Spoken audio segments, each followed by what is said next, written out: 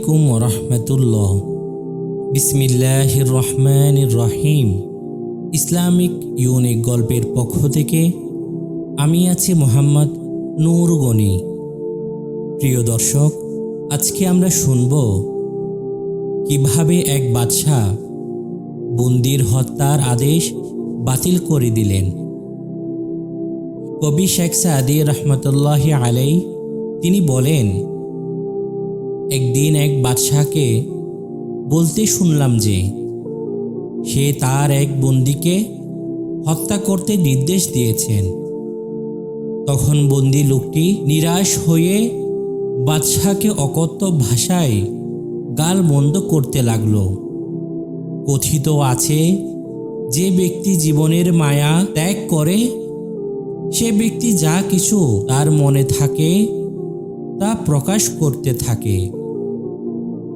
বাদশাহ তার অধীনস্থ বন্দীকে কিছু বলতে শুনে জিজ্ঞাসা করলেন, সে কি বলছে? বন্দী অন্য ভাষায় কথা বলে, তাই বাদশাহ তার কথা বুঝতে পারে না। তাই বাদশাহ উপস্থিত উজিরের কাছে জিজ্ঞেস করলেন, সে কি বলছে? উজিরদের মধ্যে একজন ভালো উজির ছিল।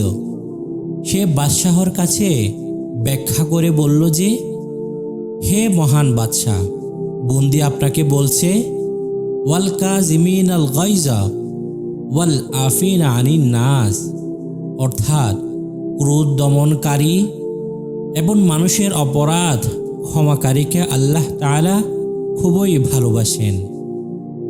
উজিরের এ কথা শুনে বাদশাহর মনে অনেক দয়ার উদ্রেক হলো এবং তিনি বন্দির হত্যার আদেশ বাতিল করে দিলেন। কিন্তু দ্বিতীয় উজির তার বিপক্ষে ছিল।